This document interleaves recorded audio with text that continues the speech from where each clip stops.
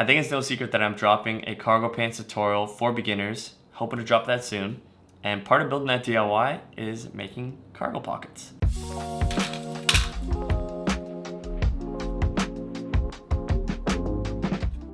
There's so many different types of cargo pockets. They have tucks on them, they have accordion sides, so when you put stuff in it expands.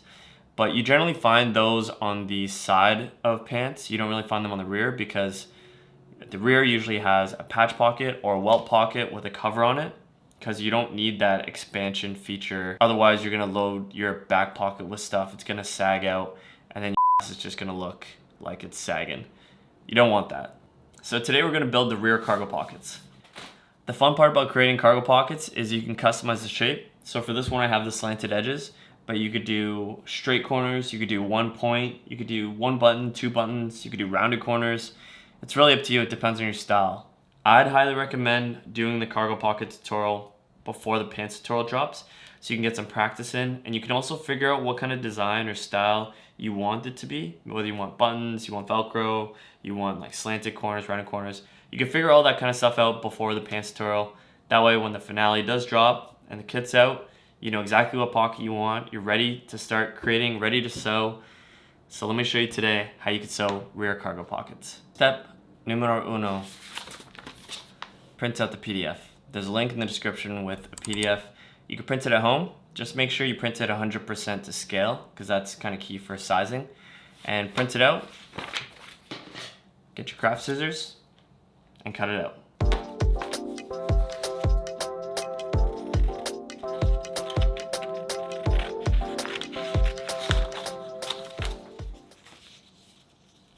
You'll only need a 1/4 yard of fabric, which on a 60-inch roll is plenty of fabric for 2 pockets, maybe even 3 pockets, and still have some in case, mistakes.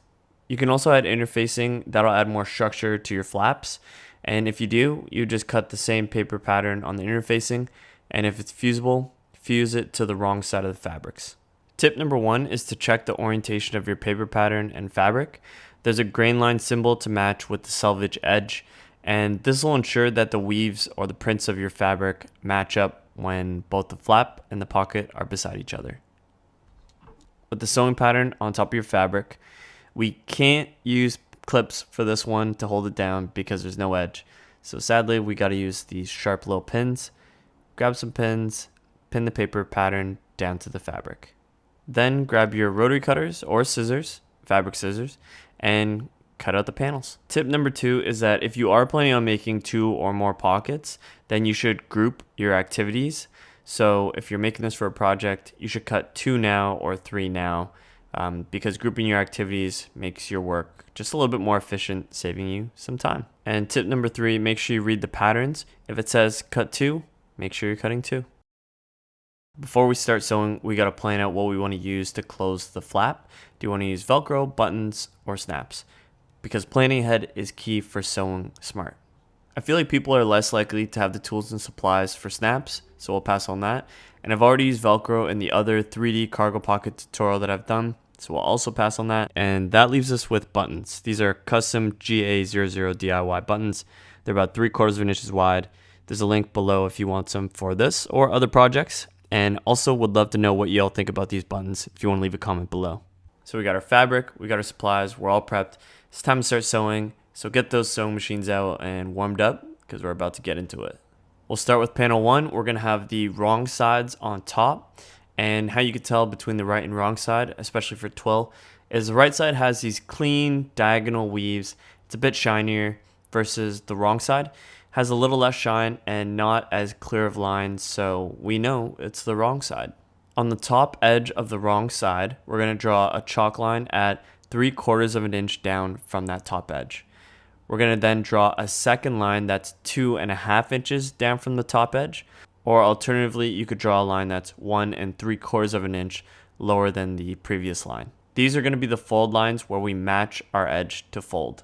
When you're ready, bring that top edge in line with the 3/4 inch chalk line and press with your fingers and then press with the iron. When you're done that, bring the folded edge in line with the 2.5 inch chalk line and do a little finger press and then press with an iron. You'll be surprised how helpful a little finger press could be. We're going to set up our sewing machine here. So we have the tension at 4, width is 0, length is 2.5, and it's going to be a straight stitch. We're going to do a top stitch 1 inch from the folded edge, and this should catch the bottom folded piece. You can either use chalk to make a 1 inch guideline of where you'll sew, or you could just bring your fabric up to the machine, and on your throat plate you might have these little measurement markers.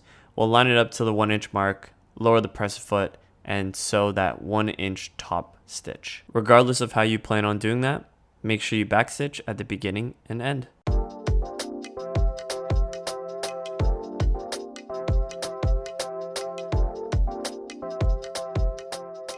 With chalk on the wrong side, we're going to draw 3/4 of an inch all the way around as guides for folding, except we won't do this on the top folded edge. After, we're going to match the edges with our fold lines. We're going to do a finger press, then grab our hot iron and press it down. Alright, now we got our patch pocket shape done. Let's put that aside to cool and move on to the flap. For our rear pocket flap, we should have 2 pieces. We're going to match right sides together, and you can either draw 3/8 of a chalk line all around as a guide, or you could just sew 3/8 of an inch without the chalk using the throat plate measurements again. Grab your clips so we can start sewing. Once it's clipped together, we have right sides together. We're going to sew 3/8 of around except for this long top edge. Throw it back under the machine. Don't forget to do a back stitch at the beginning and the end, and just take out the clips as you continue to sew. For the turn, we're going to have the needle in the down position, lift the presser foot up, pivot the fabric, put the presser foot down, and then keep sewing. Some tips for the turn. You can use your hand wheel for control. So if you're coming up to a turn but you don't feel like you can control the needle confidently with the foot pedal, you can use a hand wheel. Just turn it towards you, aka counterclockwise, to control the needle. Tip number 2, if you want to test the turn, you can have the needle in down position, pull the press foot up, and pivot the fabric. And if it doesn't look like you're close enough to the edge, you can always return it to the original position. Just remember not to do it too often, or you might end up with wobbly stitches. And tip number 3, if you're close to turning but you need one more stitch, but you think that last stitch is going to put you too far, then you could reduce the stitch length and use the hand wheel to give you one little bump, just a little bit creep up forward. Just remember to return back to your original settings before you start sewing again. Now we're going to reduce the bulk. We're going to cut the corners of our fabric. Just remember not to cut too close to the stitches or they might fall out. And then we're going to flip it inside out so right sides are on the outside. Sometimes I'll use a chopstick to help push these corners out. It's blunted enough that it won't feed through and break any stitches. And once you feel confident, you can try to press the seams.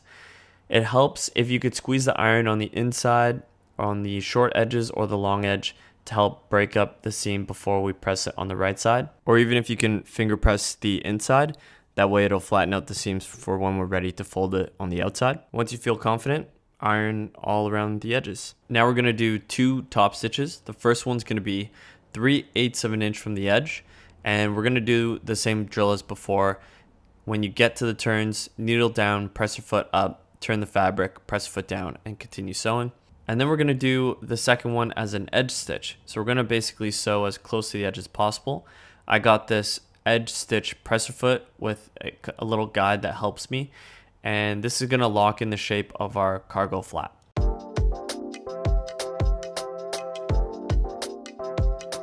It's time to work on the buttonhole placement. So grab your chalk. We're going to draw a line 1/4 of an inch down from the long top edge, the non-folded side or the raw edge, and then we'll find the center spot. So we'll divide the width by 2 and mark it, and then measure 1.25 inches from the bottom edge, which gives us our center. Place the button on the center spot, mark the top and bottom with your chalk, as this will be the start and end lines for your buttonhole. Most machines these days come with a setting that automatically creates consistent buttonholes. Although the steps might differ a little bit slightly between models, I'd imagine the process is still very similar. Replace the press foot, add the button, line up to the buttonhole markers, change the settings, and just let the machine do the work. There are buttonhole punches or buttonhole sets, basically like a sharp chisel looking tool that you can get a nice clean cut. But I don't have that right now, so I'm just going to use a seam ripper and cut the hole open. It's time to do the pocket placement, and once we're done that, we'll attach the flap and buttons and be done. So to find the pocket placement, it's going to be based on your pattern, and I don't have the cargo pants tutorial done yet, so I'm just going to place it on this delicious looking fabric that's the same color as chocolate milk.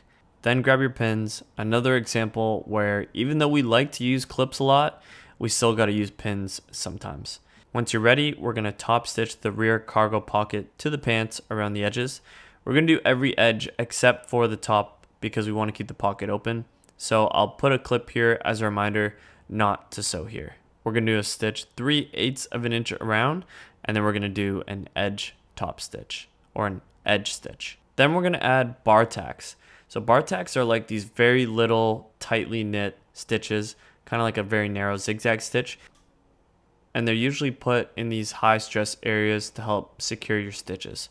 So we're going to do a set of bar tacks at the top. We're going to connect the two top stitches, and it's going to be about 1/8 of an inch from the edge. We're going to change our sewing machine settings to a zigzag stitch, change the length to 0.1 and a width of 1.5.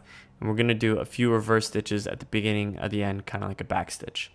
There are machines dedicated to creating bar tack stitches, but we're just going to mimic it with these very tight, narrow zigzag stitches on our own machines.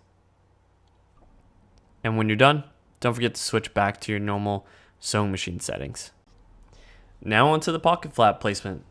Draw a 1/4 inch line above the rear cargo pocket with chalk. Then grab your pocket flap, and with the raw edge, we're going to line it up to that chalk line. We're going to grab some pins, we're going to pin it down, and then we're going to sew a 1/4 inch from that raw edge.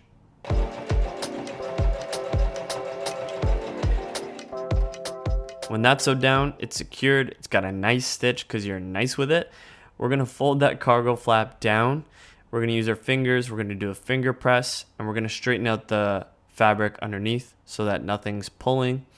We're going to grab our hot iron and we're going to press down the fold. And we also want to press down that fabric that it's held onto. So we want to make sure everything's neat. And when everything's pressed, it's looking real clean. We're going to sew a 1/4 inch from the edge. Following that, we're going to do a bar tack stitch connecting the two top stitches together as well on both the left and right side. So change your sewing machine back to our bar tack sewing machine settings. However, there will be lots and lots of layers under here. So if your machine's more on the delicate side, maybe consider skipping this step. Or if you are doing this, you just might have to use your hands a little bit more to assist the fabric being fed by the machine, a little bit more than you typically would. And then for the buttonhole placement, I still have that center chalk mark when I lift up the flap from before. So I'm going to use that to mark my button center or the buttonhole center where my button will be. I'm going to replace the buttonhole presser foot. I'm also going to open up the free arm. I feel like people always forget to drop the feed dogs with the switch at the back. So here's your friendly little reminder. And I guess you don't really need too much info here because I do have a button tutorial on my channel, which you could check out for more details. And that's how you do a cargo pocket. If you want early access to the cargo pants tutorial, you could sign up for my email newsletter. There's a link in the description below because they get first access to all my DIYs, new videos. So if you want in on that, sign up. And until next time, peace.